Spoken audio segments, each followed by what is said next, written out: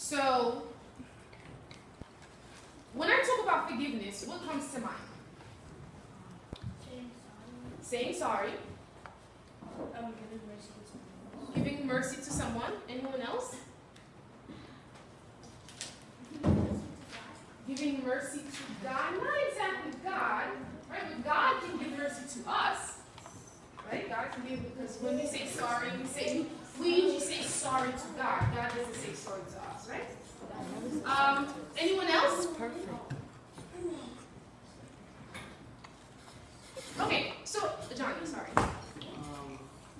Forgiveness. Yeah. Is when kind of you don't want to forgive sometimes. You don't want to forgive someone, but you do it anyway. Okay, I like that. So forgiveness doesn't always have to depend on how much you want to do it. It's a requirement, right?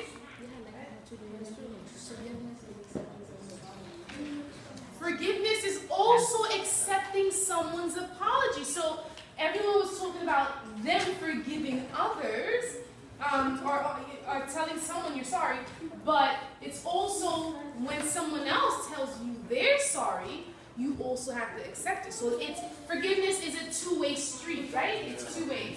Shh. Okay? So there are 9 steps that we're going to talk about. The first one, and I'm going to read it and we'll talk about it.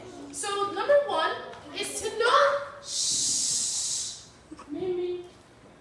Okay, every time I have a morning talk, I always have it in such a way that you're able to listen, okay? And you're able to participate. But you have to pay attention. Okay? So listen. Know exactly how you feel about what happened and be able to articulate what about the situation is not okay. Then tell a trusted person about your experience. So the first thing is, if someone hurt you, you have to be able to express that, right? You have to know why you hurt and how they hurt you so that you can either approach them or talk to someone about it. Some people, I sometimes find people crying in this room, right? And I'm like, what happened? Nothing, right? So why are you crying then, right? So sometimes a person hurts you and you can't articulate, you can't put it into words, right? Because your emotions or your feelings are all jumbled up. But if you want to be able to talk to someone about how much they hurt you, you have to be able to express yourself. Sometimes people are a bit afraid of talking about what hurts, right? Because they don't want to hurt the other person's feelings, right? So that's the first thing. First, to know exactly what happened. Like, why are you hurt about it? Right? Why does it hurt? Right? Like, you know how they say sticks and stones may break my bones, but words will never hurt me? Some things you say to me, it doesn't bother me at all. But the very same thing you said to me that didn't bother me will bother her, right? Because we're coming from different experiences, right? So different things bother different people. And then he talked about telling other people about it, right? So usually the very first person you should talk about, or talk about your problem to, is whom? Parents, but the first person. God. Okay, God is that's the first person. But the second person then? The very person who hurt you, right? It is bad taste for you. Annie hurt me, right? And instead of me going to Annie and saying, Annie, I don't like what you did. That really hurt me. You know, I didn't expect that from you. Instead of doing that, I go to Mikael. I'm like, do you know what Annie did to me? She did this. And then I go to Melanie. Melanie, do you know? And then I go to him. And then I go to them. And then everybody knows that Annie hurt me except Annie. And then Annie finds out about from Mikael. She finds out from somebody else that I'm hurt. And then she might even come to me like, why didn't you tell me? I didn't even know I did anything to you. Or she might have known, you know, whatever. But the point is, obviously the first person who's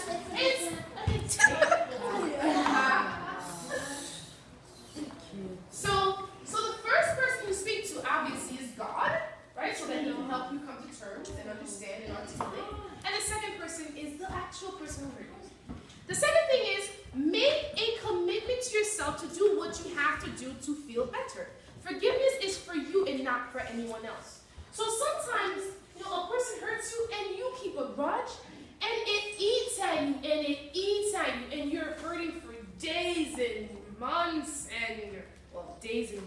months, and years.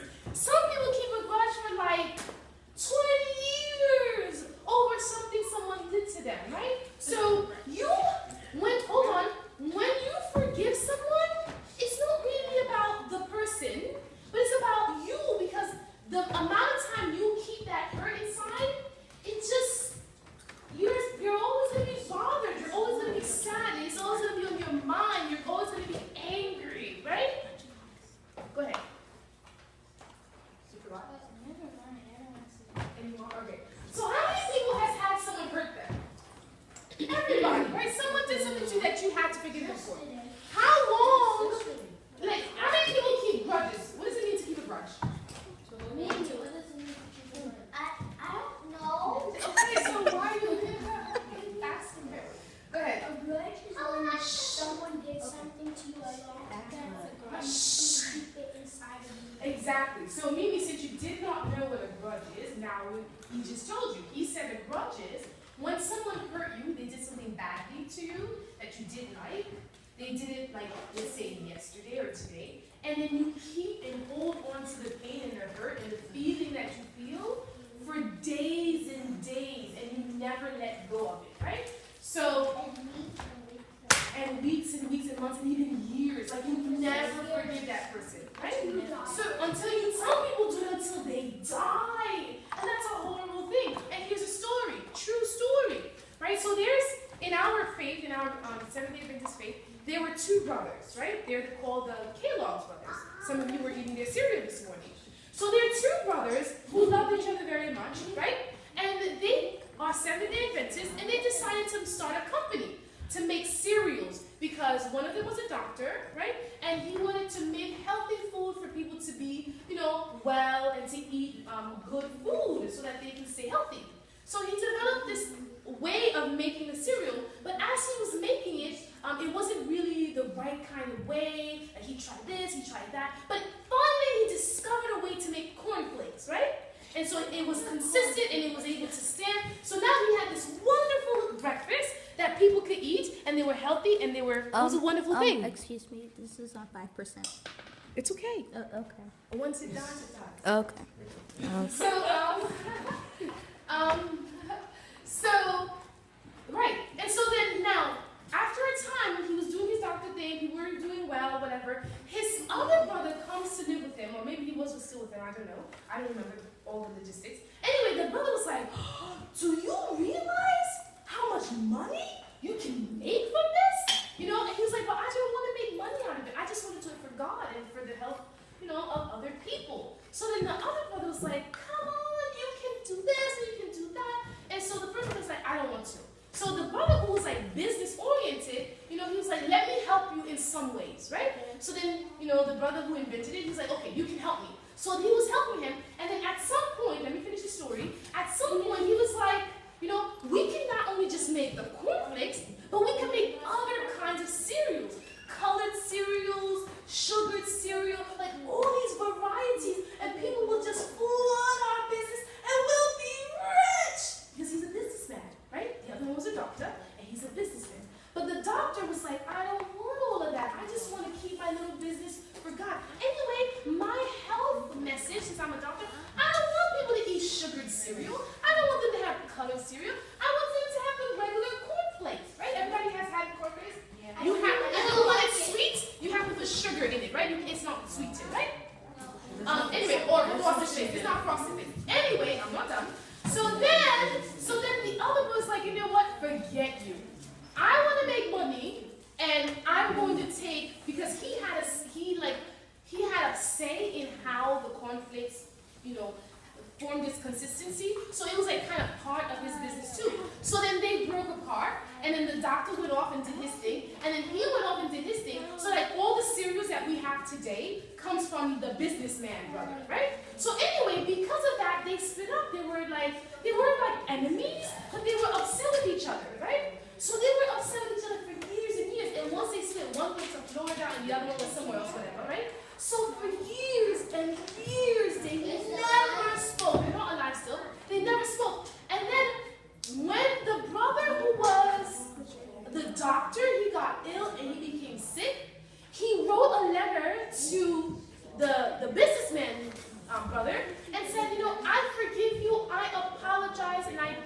I don't want to keep a grudge, blah, blah, blah. He explained and said sorry. He sent the letter, and then after a couple of days or years, whatever, years, I don't remember how long it took him, but he passed away. The people who lived with the businessman, they never showed him that letter. Never. Until when he was on his dying bed, then they gave him the letter and it was like, oh, by the way, your brother had written you a letter and here it is. So when he read the letter, he was like, why didn't you tell me? Like, could you imagine his brother died without receiving a forgiveness from him? And then now he's going to die, right? Without truly knowing how, having told his brother, it's okay, they're gone now. So what's the moral of the story? And this is a true story. The moral is, I'm going to come to you, the moral is, you never know, what's going to happen to you in the future, whether you're going to pass away or not. So you should never keep a grudge, right? Because now these two brothers, they both died without knowing the other one forgave. Well, the last one knew his brother forgave him, but he still didn't die in peace because he wanted to tell his brother how much he loved him too, right? So obviously the moral is don't keep grudges and forgive people. Even though it's like something that's really, really, really bad, nothing is as bad that you cannot find a reason to forgive. Go ahead. I think the story is based on the beginning to the end.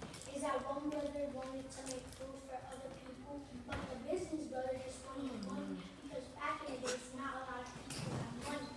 So in the future, they learned a lesson about money and not money. The people taught him a lesson that you should have never had a grudge with your brother because now since your brother is dead, we might give you a letter so you can die, so your brother never knows that you love him.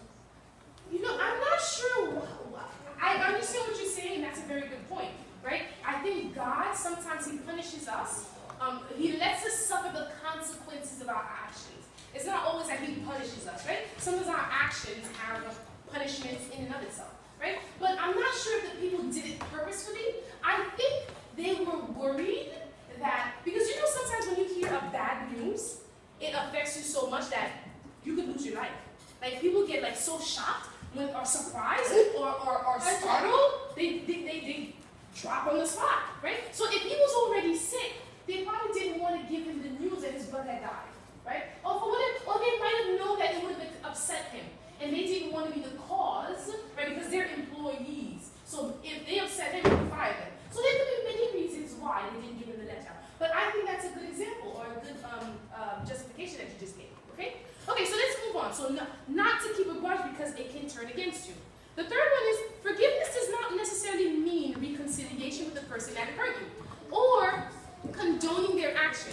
What you are after is to find peace. Forgiveness can be defined as the peace and understanding that comes from blaming that which has hurt you less. Okay, so the point here is sometimes people feel like because I forgive you now we're all chums and we're going to be the same exact way that we were. Sometimes that's possible because depending on what the person did to you. But if the person almost caused you to die, right? Like they didn't like you or they did something and you almost died.